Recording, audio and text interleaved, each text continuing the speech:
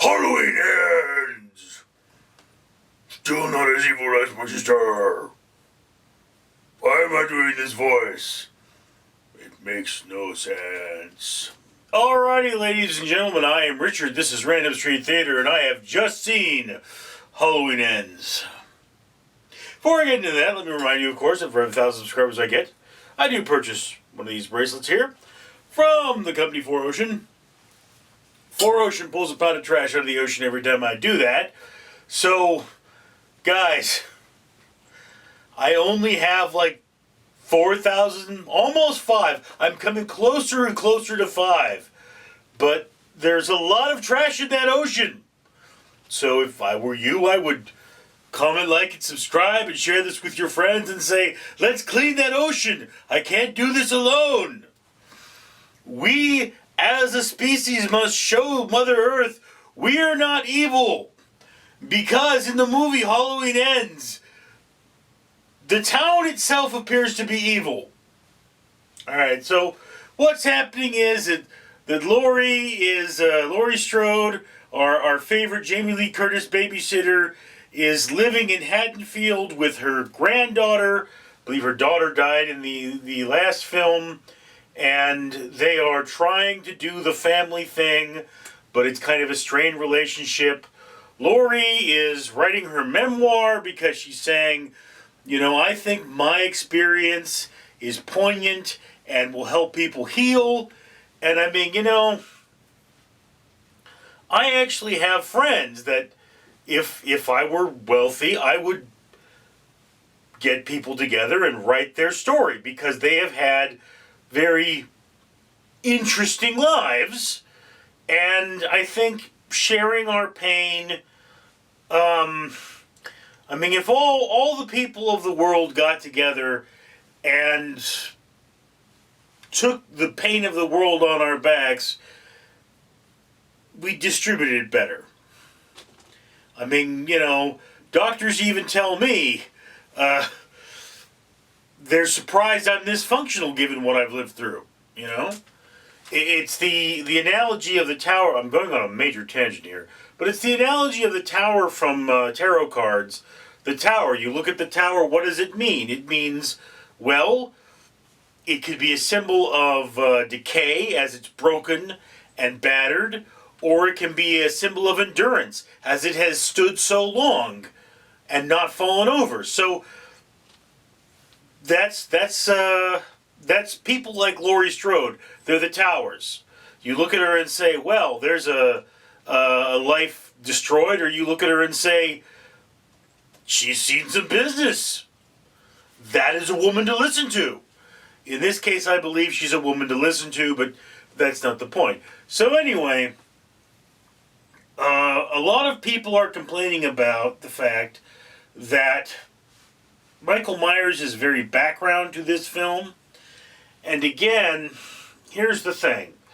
I was walking into this hoping to see an 80s slasher because the original Halloween is an 80s slasher. Alright, it makes sense. And that's not what this movie is. And no movie has ever captured the original Halloween's vibe perfectly because no one seems to know what the original Halloween's vibe was. People say that Michael is a pointless killer. No, he is not. It is a Freudian film. The first movie, Michael Myers is sexually obsessed with his sister. He is a child in the first scene, and he cannot penetrate her because his unit don't work, so he gets a knife, and he penetrates her. It is this evil Freudian thing. And a lot of these slasher movies, that's why it's always teenagers having sex. Generally, they're being killed by some kind of a eunuch character. Look at Jason Voorhees. He can't get it on with that face. We don't even know if he's got a wanger anymore. It may have rotted off. Look at the first Friday the 13th. What happened to the mom? You took her child. You took her chance at immortality. So you have destroyed that. So she is getting revenge for you removing the product of her womb. Okay, these are very Freudian films. They speak to the basic concept of human nature. So that's what Michael Myers was in the very first movie. In the second movie, he becomes supernatural, a thing that can be shot and still get back up. Okay, in this movie, it is more of the second movie Michael Myers, despite the fact that my cats are like wrestling in the background. Despite the fact that we are taking the second movie out of the canon. So you've got the first movie, then you've got Halloween Kills, or Halloween something, Halloween Kills, and Halloween Ends. So I think it's Halloween Returns anyway. So yeah, Michael Myers is supernatural. Okay, you cannot doubt that. No one who is of that build could stomp on a human head and make it explode like a pumpkin. All right, that's who he is. And in this movie, what you see is not only is Michael evil, but all Haddonfield is evil. And there is a person, the central focus of our story is a person who has had some bad luck, really bad luck, the kind of bad luck that scars you for the rest of your life.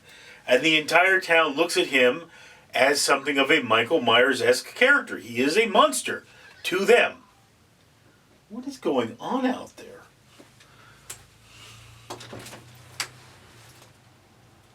Guys, I'm filming. Oh, kitties. Anyway.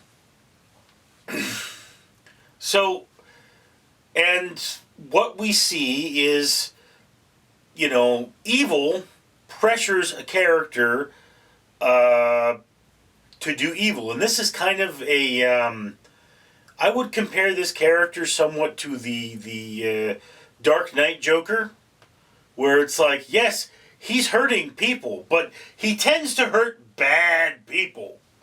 These people, they kind of deserve it, That's what you see. I really don't want to spoil this movie. I mean, I know a lot of people are saying they don't want to see this, or they don't like this movie because it's not really a very good Halloween movie.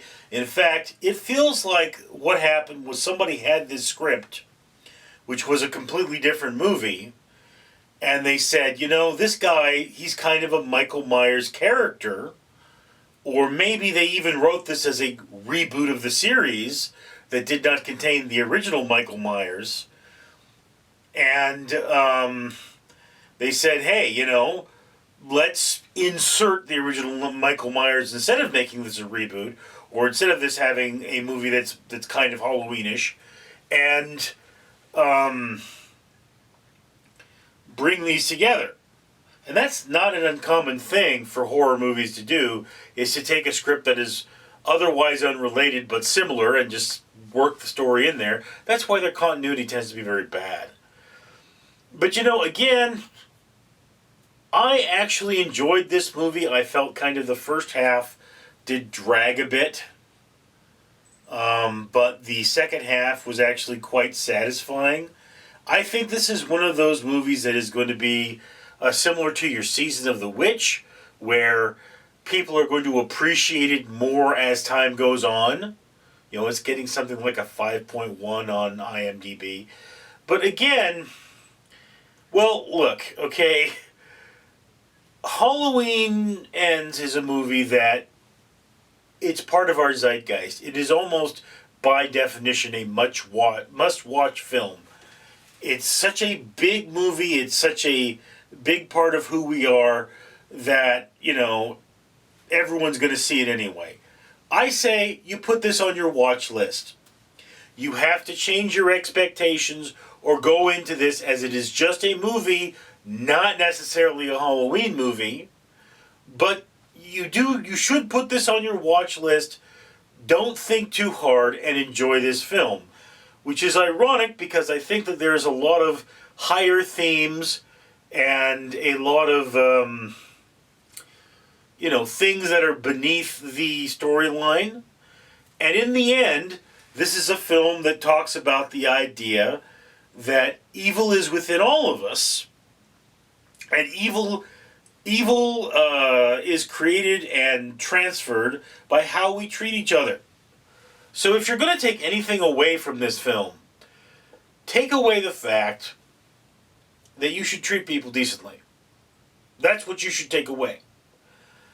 I mean, we don't do that very well right now in modern day America, and it would be great if that changed.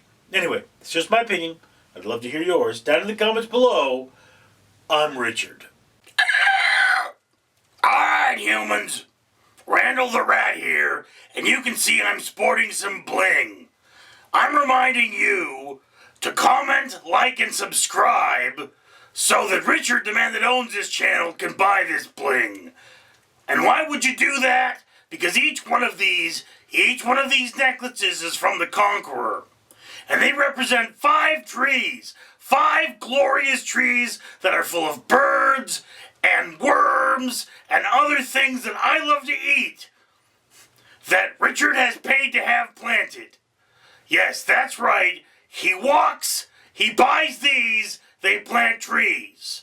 So all you have to do is comment, like, and subscribe so Richard can afford to go places where he walks, where he can get medals like this and plant trees, and you could have a better, greener world.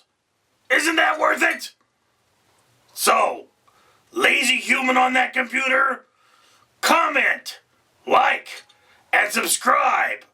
Better world for you, better world for me, and maybe I won't eat your face! Randall out.